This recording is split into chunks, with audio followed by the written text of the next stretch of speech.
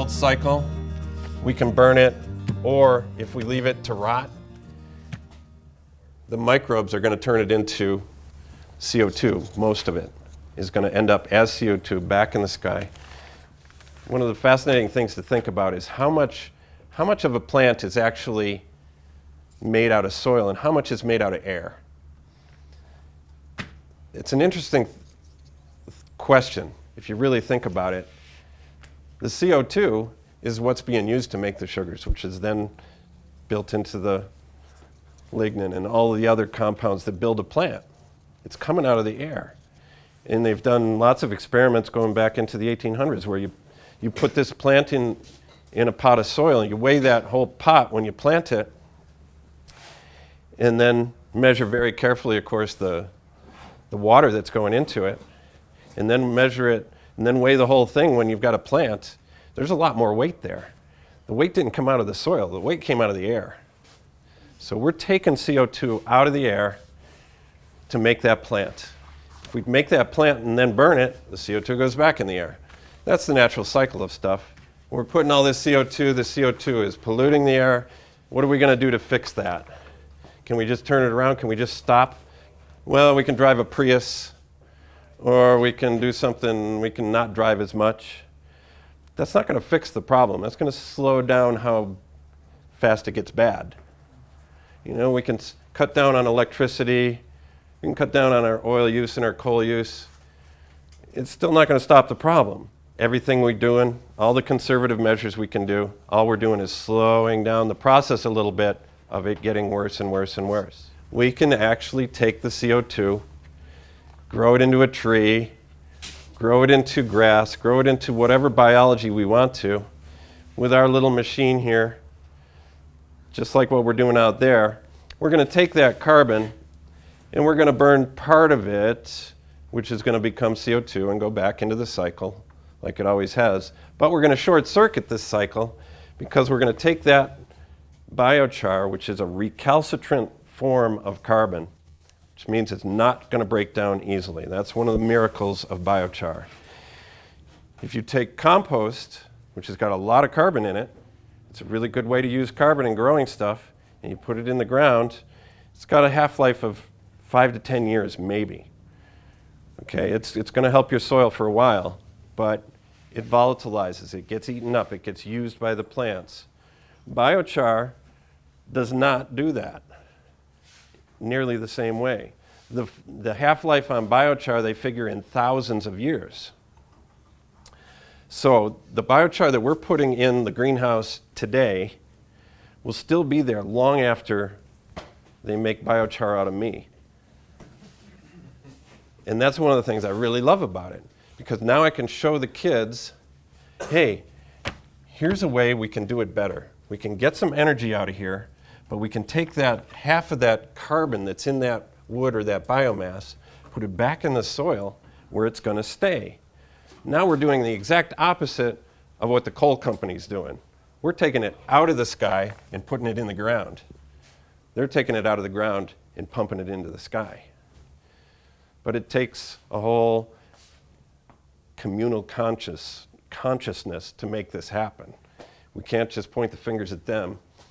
Every one of us drove here probably in a fossil fuel burning machine today. Every one of us probably is using fossil fuel generated electricity at home. We're all still part of the problem. If we want to become part of the solution, it's a big challenge. It's a big, scary challenge. Why this is important so much to the kids, especially on the high school level, I have found, is that these kids are bombarded with the idea that the world's going to hell in a handbasket. It's going downhill because of pollution, downhill because of, the asteroids are going to run into us. They hear all these horrible things. Global warming is going to take us out. We're all going to drown. Disease is going to take over because the bacteria are getting stronger and stronger. You ask any high school kid, they'll give you all these scenarios about how things are going to get bad. And in a natural way, they're getting very depressed about that. I don't know if they consciously are, but I can really see it. So when I went and talked to my daughter's green club at school, and I thought I was crazy. I'm going to go talk to a group of high school kids about dirt and black stuff, right? And I gave this basic talk. By the time I was through, they were thrilled. They were like, how do we get involved? You've got to get this out to everybody. This is so important. And I realized that's because they could see hope in this. They could find a little bit of hope. So that's an important aspect of it in my preaching about biochar, is that we can give ourselves, and especially our kids, hope that it's not all going to go bad. At least we can work toward trying to balance these things out and make it better.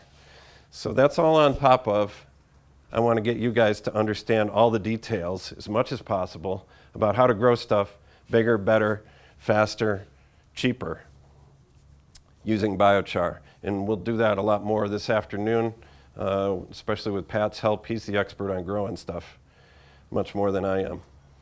You had a question? Yes, so if you were doing, as you say, atmospheric remediation, would you be putting biochar like on huge vast fields on the surface, or would you have it a little bit under the soil? What would be the best position for it to actually pull it out of the atmosphere? Have you done any? Well, it's not so much that the char is pulling it out of the atmosphere, and I guess I'm not explaining that well enough.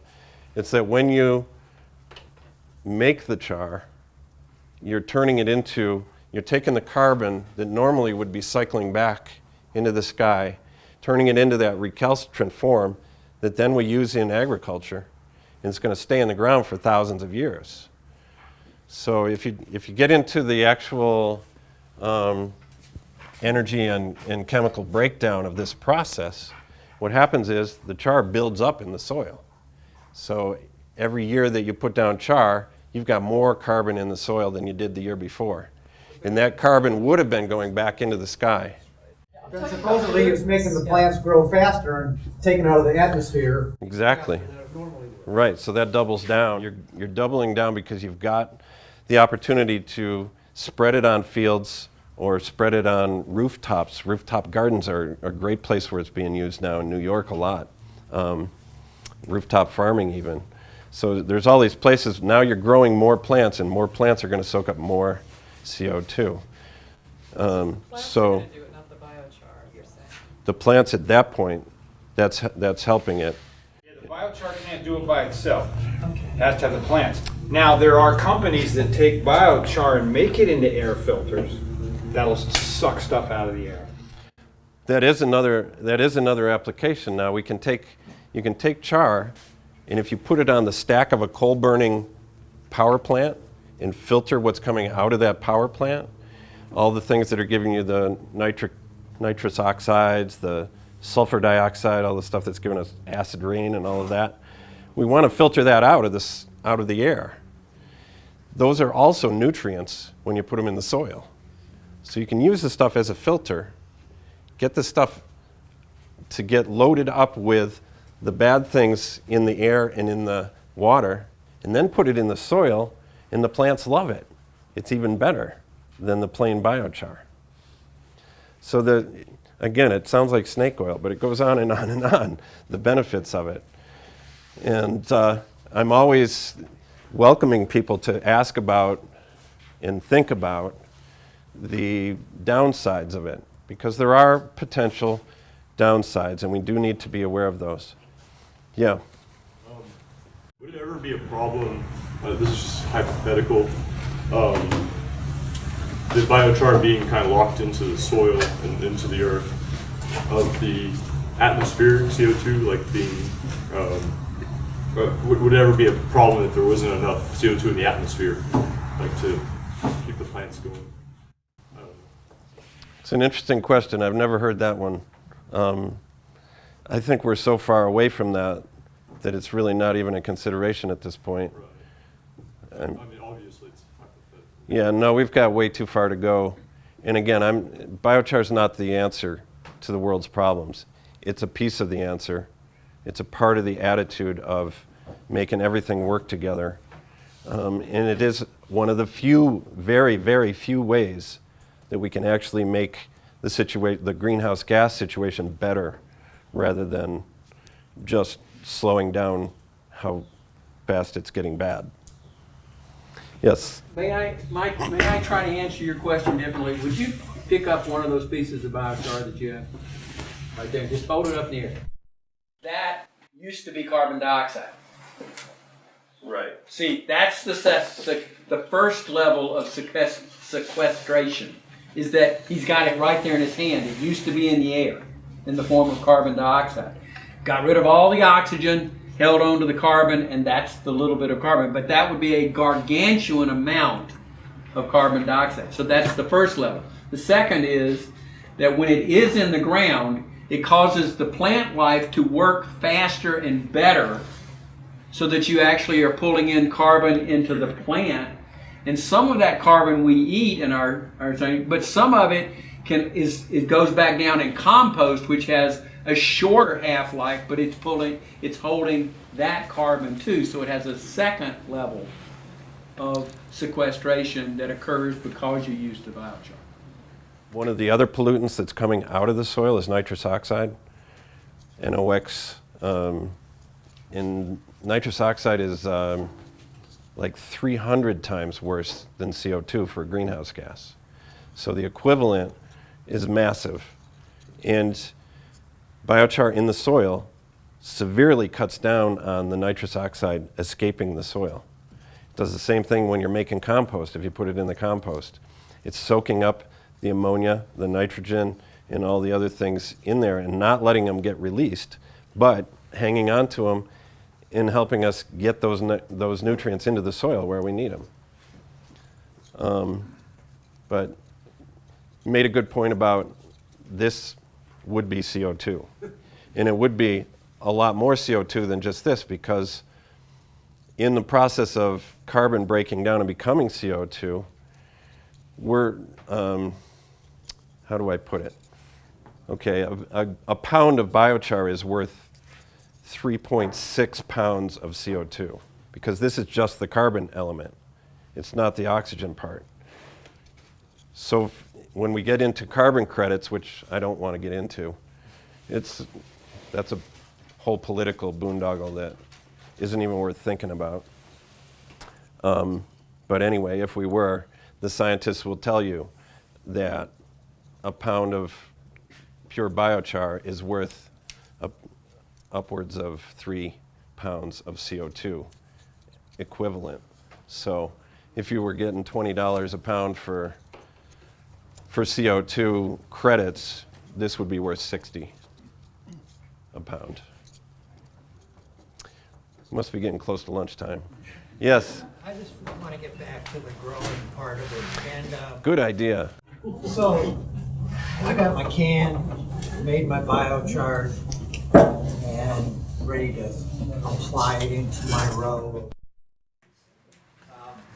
But you're saying basically the first year that that's going in, if it's not loaded with nutrients, that it's going to actually draw nutrients in from my soil and maybe not give me quite the... Potentially that is the case, yes. And definitely something that we need to address carefully with growers is that if you take this right out of the can, like the stuff we're making right now, and ground it up and put it in the ground and planted your peas with it, that's where I really hurt myself. I wiped out a whole bunch of peas. They barely came up.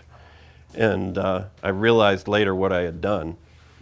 And then the following year, I planted peas in the same place and had the best crop I'd ever had. So what's going on there is that, like wine, it gets better with age. And that's the chemists, my chemistry friends could explain that it does actually build these microscopic sites on there that are slightly oxidized, and I'm not a chemist, so I can't explain it, but it works. And the biology guys are the same way. It's like the longer you give it, the more the biology moves in, the beneficial biology. And you know, I'm sure it's way oversimplified, our explanation that it's like a sponge and it's got to soak all that stuff up before, but it's a good way of looking at it. So what we do is we condition and we inoculate and we fortify before we before we apply it to the ground. And if you want to really get into the details of the science, then you're gonna start inoculating and fortifying it with the things that are specifically there for the growth of the plant that you're going to grow. So for instance, a forest mix, and this is more John's department than mine, he can tell you about the different fungi and so forth that we'll be putting into our different mixes that are designed specifically for landscapers who are putting in shrubs, or blueberry growers who are just growing blueberries. You're not going to put the same stuff in there, just like you're not going to put down the same fertilizer in order to inoculate that biochar. 4 to 5 weeks into a hot pile, you can add the biochar. And then keep it going though. And the ammonia and stuff's going to keep getting stuck in the char. Now you've loaded the char. You just stack your cards and head. What about like a compost tea application? Yeah, I'd squirt that in the pile with the biochar. You've got whatever you're planting. I mean, the peas are a lot more susceptible to these kind of things than the turnips, obviously, because I put it in, I never inoculated it on that first row of turnips that blew my mind. I just put the char in the soil. So there's something about the chemistry or the water retention or one of these benefits that benefited that plant that way. Whereas if I had done the same thing with the peas, I had the opposite reaction. I had a really bad set of peas. Generally, when my company, New England Biochar, makes biochar and sells it to farmers and growers. This has been in my truck for a while, but this is the bag full of char. And what I do is I mix it 50-50 with compost, good compost, and that's how I sell it. I won't sell it to people pure, because they'll take it and kill something with it, and then I'll be the bad guy forever. Even though the next year it'll grow 10 times better, and for the next 25 years it'll grow better. If I killed their rose bush the first year out, I'm dead meat. So I don't risk it. I mix this stuff 50-50, and I sell it, it's probably, I don't think I've ever sold it newer than like 3 weeks, but it's not a long time. And ideally on my own farm, and I'm just using my leftovers for that, I'm putting it right in the compost, right up front. Whenever I start a compost pile, and I've always got them cycling through, I put it in right at the beginning. Mostly, you can make biochar and get it in the soil, and even if you made bad biochar, and even if you didn't inoculate it, if you put it in the fall and spread it out in the fall, by next spring, it's going to be doing its job, and for the next 1,000 springs. But char does absorb wet or dry, because you can use it to filter water. Yeah, you can. So you can submerge it, you know. It would Sure. And yeah, if you've got, I mean, if you want to get deep into the science, you would look at what you're making it out of does have an effect on the quality of the char. We like to use wood, but you can use other things. For instance, this corn cob is going to have, this is a much lower percentage carbon, higher percentage of minerals. Some of those minerals are going to be in the form of salts. So you might find, if you actually analyze this in a lab, that you need to rinse it to get the salts out of it before you use it on specific crops that are salt sensitive.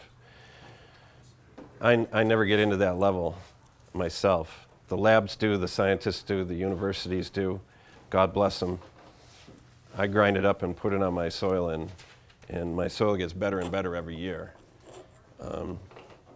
But you could definitely put too much in one place and of the wrong stuff and do short-term damage, but you're never going to do long-term damage. You'll never make enough of it to do long-term damage. Yes? So you say that it keeps getting better year after year, but then every year you're still applying more, and it's going to get better yet, or? Not necessarily. If you have enough, yeah, there's definitely a point where you don't need to add more, which is where it's not like Monsanto or the snake oil salesman's. You know, you don't need to keep buying it from me forever. I'm hoping that I can actually sell enough to somebody that they never have to buy it again, because it does build up to the point, and it's generally that point is pretty high. You can put a lot of it in there. I mean, it's based on, if you base it on terra preta, they're looking at 9% by mass, which works out to about a third by volume. It's a lot of char. You know, if you want to do the top 6 inches of your soil, that's 2 inches of char. Across an acre, that's a lot of tin cans full of char. So don't worry about overloading it. I don't think you'll ever get there. We always want to think real honestly about the downsides. What are the downsides? One of the big things that we're faced with in the industry right now is that people will come and say, this is just another one of those feel-good bioenergy things, in that what's really going to happen is people are going to go out and cut down all the forests and make biochar out of it because the biochar is worth so much. And so it's going to ruin the ecology, not enhance it. Well, I think they make a really good point when they bring that up, and there's some big organizations that are throwing things around like that. So you always need to look at the source and the motivation of the people who are teaching you anything. But the people who are really coming against biochar are have very questionable motives, let's say. And anyway, I always try to embrace those criticisms, though. And I think they're absolutely right. We should not go out and cut down green trees to make biochar. There is so much waste available that we can make it out of. Everything that we're using here, you can see what we're drying. That's slab wood out of sawmills.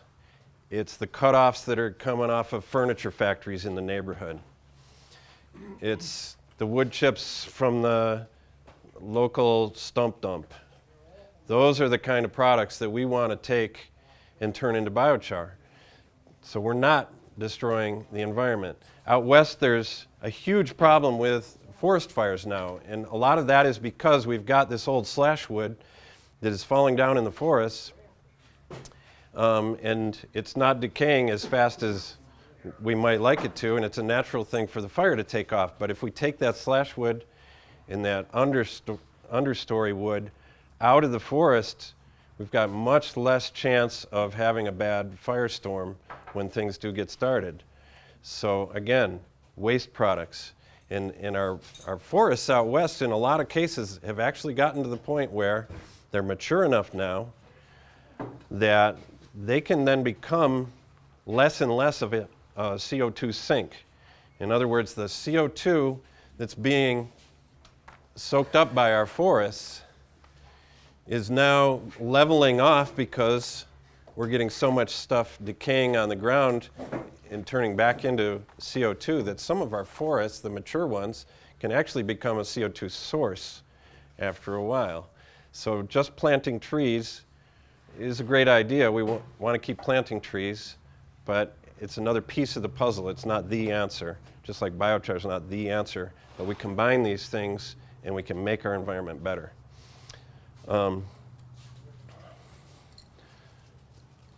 My brother made me these. I got him inspired to make biochar. These are acorns that he gave me for Christmas. But we'd love to come up with different samples of stuff that we've made. In fact, Abraham, you should show off your bones and your bugs. He's got some beautiful beetles that are completely biochar. You could put them in the soup and eat them. Okay, the question is, if you're making biochar out of different materials, is that also going to be porous enough to work? The answer is yes, and it depends. At the symposium, one of sort of the guru of biochar is Dr. Johannes Lehmann in the world. And he's a brilliant man, but he gave a talk at the beginning and said that really what we should be talking about is biochars, plural, not just biochar. Obviously, this biochar is not going to be the same as this biochar for a number of reasons. If you break it down chemically, There's a different percentage. This is probably around 80% carbon. This is a much lower percentage carbon and a much higher percentage of minerals. So you have to start sorting it out, and he's a scientist, and that's what he likes to do, get into the tiny details. I'm not a scientist. I like to grind it all up and throw it in my compost, and it all works. So it just works to varying degrees. But that's a long answer to a simple question. And things like bone char. Bone char you might see advertised is a lot different. Obviously, it's got a lot more minerals in it, a lot more calcium. In fact, they'll sell you bone char to use for specific, enhancing specific nutrients. Here he comes with his bugs. We can pass them around, but he's got some nice beetles. And one of the fun things about our retort is we can put stuff in there and get it out looking just like it went in, except that it's perfect char.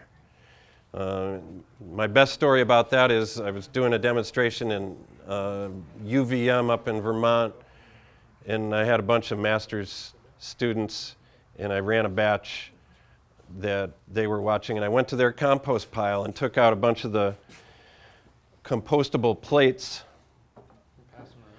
Aren't these gorgeous? I love these. So try not to shake the bugs, they're really fragile. Yeah, you can pass them around. This is a classic story I love to tell because it shows you can make biochar out of just about anything. Anyway, I took a plate out of their compost. I found a roadkill woodchuck that was probably a couple weeks old and nice and flat and dry in the path, and I threw that on top of the plate, and I put a paper cup on top of the plate, and I set it on top of the retort and closed it, and we ran the batch. Open it up, and just like this stuff, it comes out looking just like it went in. And I always test my biochar by breaking off a piece and tasting it. Well, I broke off a piece of the dead woodchuck that had rotted in the road for a couple weeks and threw it in my mouth and was crunching on it. I thought the girls were going to faint. But it's all carbon now, you know. It's all perfectly sterilized. It's good stuff.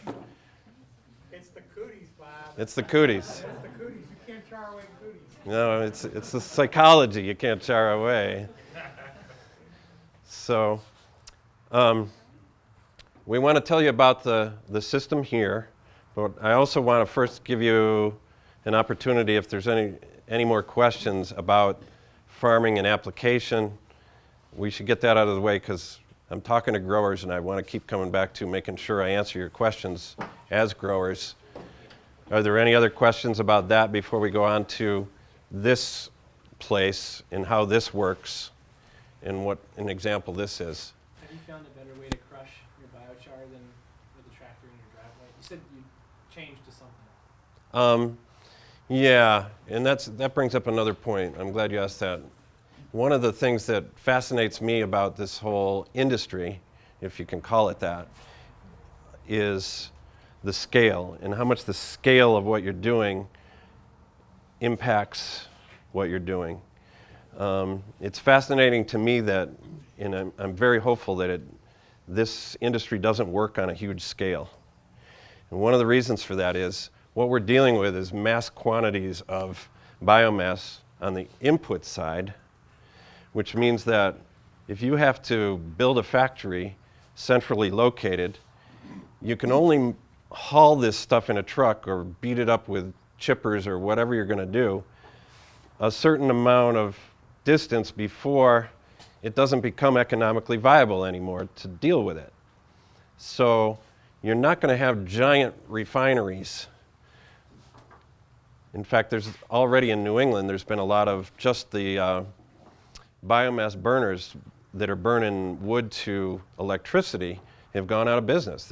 They're not making money doing that. And of course it's complicated, there's politics and all that involved, but the point is you can't get too big a scale on this kind of system to make it work. Where it does work is on a scale about the size of what we got here.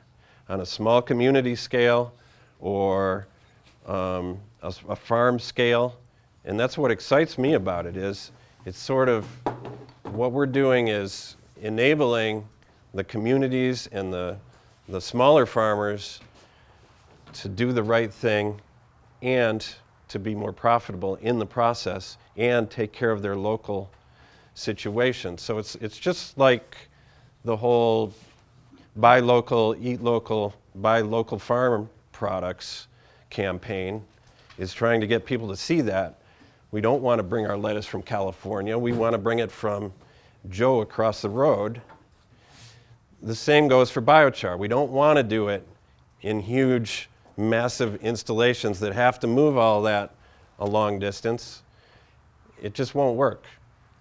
And if we can do it on this scale, I believe it'll work a lot better, or something around this scale. So at New England Biochar, we started trying to figure out how to make that scale work. And we looked around at a lot of different technologies, and there's 1,000 different ways to make biochar. There really are. And there's more every day, and you'll probably think of new ones. But trying to do it and meet all of those rules is a big challenge. So I tried to start finding the scale that would work for my little farm. That's how we got into what's called the atom retort. And the history of that is that there's an engineer from Austria named Chris Adam, and he won a prize for designing a real simple masonry-based retort that could be used in India or Africa in third world situations that wouldn't cost much money to build and would make good charcoal. Now, back then they were making fuel charcoal. This wasn't even about biochar. But the problem is when you're making charcoal, you make lots of pollution. The average life expectancy of somebody in the charcoal trade in Africa is 28. That you don't live long because you're standing in a cloud of smoke all the time. And it's not cigarette smoke, it's not that nice. It's thick, slimy, tarry smoke with a lot of other poisons in it. And you don't want to do that. And so he found a way to recycle that smoke and reburn that smoke and use that energy in the process itself, and he eliminated about 75% of the pollution in the process, for which he won a prize. I can't tell you what the prize is, but he won some prestigious prize for that design. Well, my business partner, Peter, said, hey, we should take that design and use it over here. It had never been done in the US, so I was pretty skeptical, but I said, go ahead and contact him. So we did, and we bought his design from him, and we bought the rights to use it in the US, and it's a really crude and simple design. But then we looked at it and decided that even with 75% reduction in the emissions, it still wasn't going to work in the United States. We'd never make it past the EPA. It was still too much smoke. So we decided to try building it in a steel insulated box instead of a masonry mud brick style. And long story short, it's developed to the point where we've got the system here now that can put in a large amount of biomass, not make any smoke to speak of at all in the process, and harvest the energy. So we've met 1, 2, and 3. Now we got to see if we can make enough money to sustain the thing. Ask me in about 4 years and I'll tell you if that worked. But it's still really exciting to have been brought in as a part of the team that put this together. And it really is an amazing confluence of intelligent people that put this together. We've got the builders, the local builders who put up the buildings. We've got Pat, who has inspired all the growing and the systems for the greenhouse and all of that. We've got the energy system that's coming from my company and the char system, making the char and using the energy. We've got the heating contracting people at Sundance who did all the hydronics that went into this building and that building. And we've got the owners of the land, and all of these people came together and said, hey, we could actually make this work, and it would be a great showcase for the world to show how all of this works together. So this is, you're pretty much at the, somebody called it the grand opening, but I don't know how grand it is, but it's the opening. This is the first time we've really shown it off to anybody. Hopefully you'll be able to look back on today as something historic, or you'll see this kind of operation all over the world someday soon and be able to say, hey, we saw the first one down there in Asheville. What's really unique about this place is that there's a lot of people out there making biochar in a lot of different ways, but they're not hitting all 4 points. They're not usually hitting 2. So we really came together here and decided we're going to use the energy. With the atom retort, I put in about a ton of wood. I'm going to get out 500 or 600 pounds of biochar when it's done. And in the process, if you think about a piece of wood as being, let's see, 1 pound equals about 75, or about, we'll call it 7,000 BTUs of energy in it. You can figure 7,500 BTUs per pound. Okay, so it doesn't matter how big it is. If it's a pound, you've got about that many.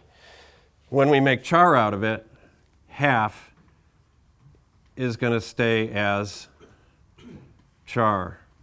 Half of the energy available in that piece of wood is going to be used, is going to be left in the char. And this is why number 1 comes as number 1 and number 2 comes as number 2. Because if you're going for number 2, and a lot of people approach it that way, oh, we're going to make energy, and by the way, we'll make some biochar. What happens is they make lots of energy and they make very little, very poor biochar, because half the energy is in the char. So if you're going after energy, you want to burn the char, because that's some of the cleanest burning part of the energy you've got available. So it's just natural. So we're going to make the best char. We're going to save 50% of that carbon and 50% of the energy in that char. The other 50% is going to come off as volatiles. It's coming off as gas. When you cook it, when we're cooking it in there, that smoke that's bubbling out from underneath and burning is gas. That gas is partly methane, it's partly hydrogen, partly carbon monoxide. Most people jump at the mention of carbon dioxide, but it just happens to be poisonous. But it's actually a very good fuel gas. Carbon monoxide, right, sorry. Carbon dioxide is what's coming out the chimney. But carbon monoxide is a powerful fuel gas, and you can run an engine on it, and we make a bunch of it. In the hydrogen, you can run an engine on it, and we make a bunch of it. Or you can burn it for heat. In the methane, the same thing. So we're going to take all those gases off of this. We need about 10% of that overall energy in that piece of wood to run the process, to make the char. So that leaves us with 40%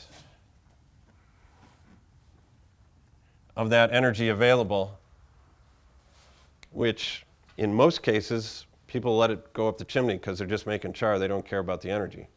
Or they're trying to make energy, so they burn the char. So you can see how we get into this push-pull trying to find the balance here. And it gets very difficult to find the priorities. So what we've done here is we take our retort, the gas that's coming off, we cycle part of it back underneath. And Dan's going to give you a tour in a few minutes. Dan and Abraham will answer all your questions about the hardware out there and how it works.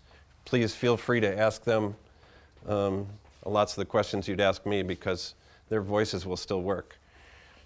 But the 40%, we're turning that into heat. Specifically in this system, we're turning it into hot water. We're going to store the hot water. Now we can use that energy to heat this room, which is a wood kiln for drying wood. There's another one right next to us the same size. Or we can heat the greenhouse, which has hydronics running in the ground underneath all the plants in there.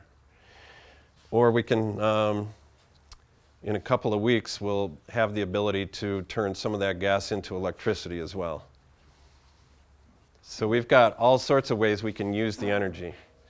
And I'm not sure yet which one's going to be the most profitable or the best use of it. That's part of what we're trying to learn here. Obviously, our priority is to keep the plants alive over the winter. At least where I live, they can't afford to grow in the winter, in a greenhouse even, because you're just paying the oil company or the gas company. So if we're making biochar, which they're going to use in the soil in the greenhouse, at the same time as heating the greenhouse with the extra energy that's coming off of it, it starts to make sense to grow stuff in the winter, especially since you've got crops that are higher value in the winter because they're not available locally. So we've got a lot of benefits that start piling up and stacking up on themselves. So here in this place, 40% is a lot of energy. Now you've got to factor in some efficiencies if you really want to get into the details of it. And it would take me days to lecture you on all of that stuff. But I wanted to give you an idea of where we were headed with this. So we've got the heat coming off of the whole process. Only 10% of it is going to run the process, 40% of it left over. And even after we've used that 10%, we're still sucking that off through the heat exchangers. One of the things that makes this system a little unique also is the fact that we're condensing a lot of the smoke. So that starts when we put the wood in the retort and start baking it. The volatile's coming off. A lot of it's water at first. And if you think about a ton of wood going into a single batch, not all 3 machines, but a single batch takes a ton. If you've got 25% moisture content, which is usually if you've got good seasoned firewood, it's around 20, 15 or 20 at least. But if it's 20% and you've got a ton in there, then you've got, let's see, what's 20% of a ton, Dan? 400 pounds of water. So to start the process, we've got to boil off 400 pounds of water. 400 pounds of pints a pound. How many gallons is that? Who's good at math? 8 pounds to a gallon. So you got a 55-gallon drum of water that you've got to boil dry. Imagine how much energy that takes. It takes a lot of, put that on your stove and try and boil it dry. It takes a lot of heat to get that out. That's just to get started. Then we start making the volatiles, and we're going to get all of those burnable gases, but we're also going to get some tars, some nasty slimy stuff, some vinegars. There's like 200 different compounds in there. Some of them are dangerous, to be quite honest. You don't want to be eating them or breathing them. So we're handling them very carefully and sorting them out very carefully because they're mostly very beneficial compounds. So when we condense out the condensable portion of that wood smoke, what we end up with is what's in the big totes out there is mostly wood vinegar. In Asia, you can buy that stuff on the shelf at the hardware store. Everybody uses it. It goes for, I think, about $2 a liter in Asia. And that's, they're going to take it home, they're going to mix it about 200 to 1 and spray it on their fields before they plant, because the germination rates go way up if you do that. It acts as a biostimulant. There's and there's lots of other uses they have for it too. So we've got a natural fertilizer, if you will. It's not really a fertilizer. I don't know how you define fertilizer, but it's more of a biostimulant that can be used. They also use it for pesticides. You can spray it and keep certain pests away just by the smell of it. You can also concentrate it down to where you can kill plants with it and use it as an herbicide. And we've done some preliminary experiments that have shown that you can't kill poison ivy with it, no matter how much you pour on there. Did you try it in the early spring? I don't know, when did you try it? Yeah, that would have been early spring. Yeah, Okay, well, if you can't kill it in the early spring, you can't kill it. no. Oh, you burned it down, you didn't get rid of the plant. You did kill the leaves though? No, he's biostimulated, yeah. Now he's got giant poison ivy in his yard, yeah.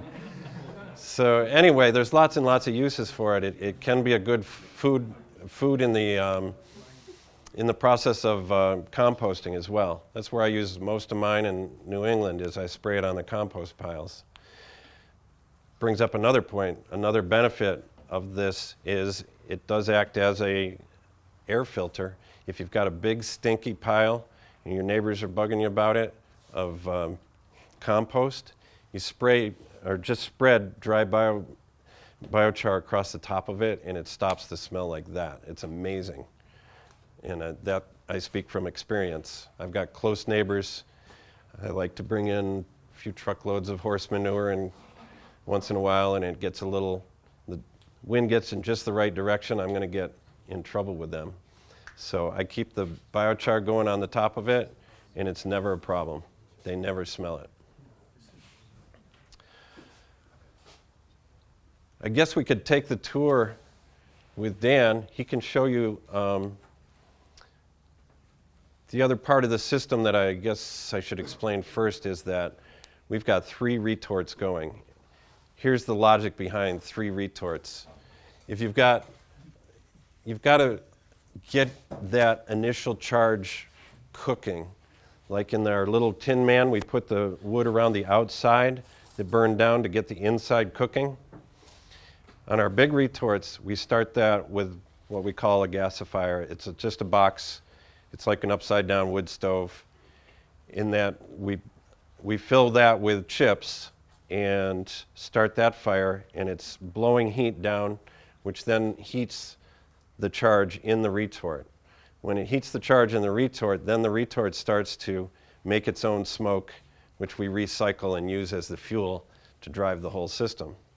Then at the end of the system, we run all of that up through a heat exchanger and pull the heat out of it before it goes out the chimney. So in order to make this efficient, we thought, okay, we got more energy than we need in one retort.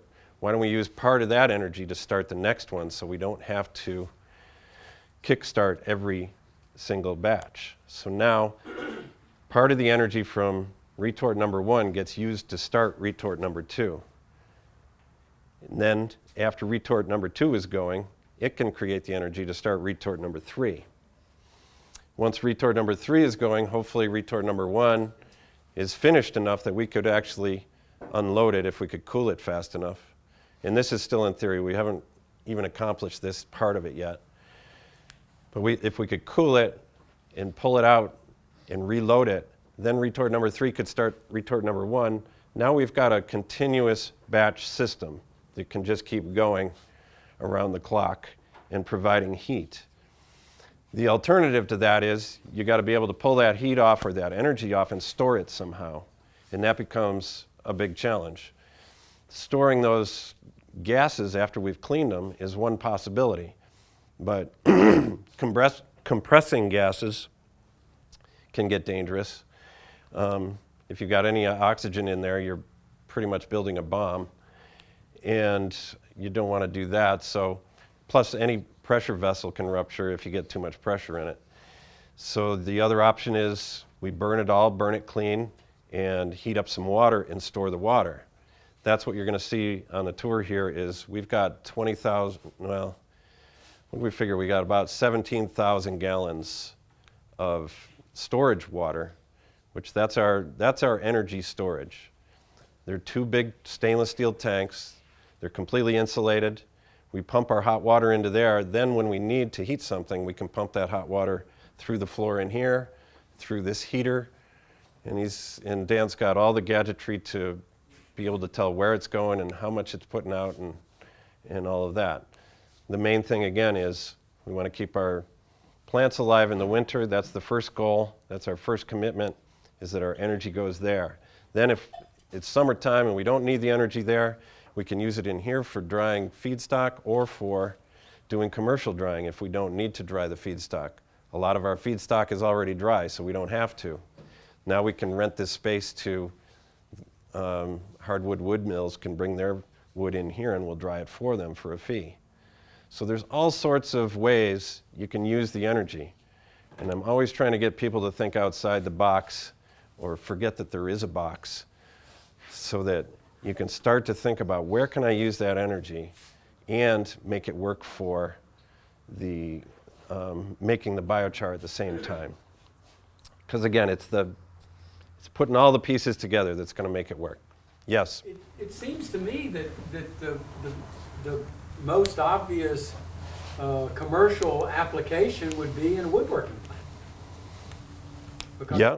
you've got your feedstocks, they also have a tremendous amount of effort in terms of drying the wood properly, because the proper drying of the wood is so needed in everything. It would seem to me that would be a great potential application. Right. And then they'd end up with something that was a waste product and it now becomes a stream of sales. Exactly. That's it. At home, when I first got started, I started thinking, you know, it costs $200 a ton to get rid of wood where I live, out on Cape Cod. So if you knock down a tree in your yard, you've got to pay them $200 a ton to carry the stuff away. They're carrying it 2 hours away to bury it in the ground somewhere. And I'm thinking, that's feedstock, okay. I can get $200 a ton for them to dump the fuel here. And now I take that and I cut it up, I put it into my little simple machine here. While I'm running that machine, I'm taking the heat off of that, which is heating my house and my greenhouse. Now I'm saving hundreds of dollars a month in the winter in fossil fuel. And when I'm done, I have this valuable biochar that I can either use on my farm or I can sell it. So it's make money at the beginning, save money in the middle, make money at the end. This can't be true. It's too good. But it is. I'm doing it. It's true. It can be done. And that's what we're trying to do on this community scale right here. It just makes so much more sense to do it as locally as possible. This is where the waste is. Why should I truck that waste 200 miles when I need the end product right here and I need the heat right here? And yeah, like you say, those are the situations we start looking for is, okay, who needs heat, who can use biochar, and has a bunch of feedstock? And they're all over the place. Wood mills, furniture factories, compost makers, fish farms. All these people need energy. Most of them have some kind of waste stream available. If not from their own process, it's right next door that can be used. And it just adds up to an amazing economic equation if you can put it all together. Can you use this in aquaponics? Oh yeah. I just delivered some to the aquaponics store across the street down here just to try and get them started. I just got emailed, and I get run into this all the time, another letter from a doubter, and it was, or an article from a doubter, Mother Earth News. What they tend to do is set up a straw man and then knock them down. And the straw man is this big industrial model. This ability to move, this need to have to move the stuff real far. Or they say, in a desert you can't do this. No, you can't do it in a desert. You don't have any biomass to burn, maybe you can start figuring out to grow something and make a little bit, because you sure need to do something with that desert. But it's definitely about small scale. And the thing I say to people all the time is, right now we have the low-hanging fruit. We have tons of wood. I look forward to the day that we don't. The wood is so valued that we don't have that feedstock. And the future there is windrows of fast-growing trees like Paulownia that you coppice, you know. I mean, the rates they grow at are incredible. And then you decide, this is how much I can have in this area. This is how far I can source, you know, windrows of coppice trees before we have to come up with what leads to my next question, which is, what about your mobile unit? How practical are mobile units? Where you take the infrastructure to the wood source occasionally. The mobile unit that we built, well, we built a couple of them, but they're generally that works as a demonstration unit. It's so much more efficient to build your system near your feedstock and near the need for energy, because then you don't have to move things any further than you have to. The hard part with the mobile unit is using the energy. If we had a way to easily and safely store the gases, then the mobile unit would be a lot more efficient. But right now, it's so much easier to produce heat than it is to store gas, that we try to just burn all the gas very clean, keep the process really clean, and then use the heat energy. And that doesn't lend itself to a mobile unit, unless right now we're working on a contract in Indonesia where they're trying to restore 500 hectares of used up farmland that's been overgrown with woody brush kind of stuff. And in that situation, we're actually working on 2 different machines that will work in conjunction with each other. So they'll be moving these into an area where they need to clear. They'll clear the woody biomass and put it into the first trailer, which is the dryer. So we'll be using the energy off of the retort trailer to dry the feedstock much faster than we would have time to do here. I mean, we have to get it done so that we can then move it right into the retort trailer and run it that way. So we're using it for our own system still. We don't have a way of storing it yet. We may get there, but we're not there yet.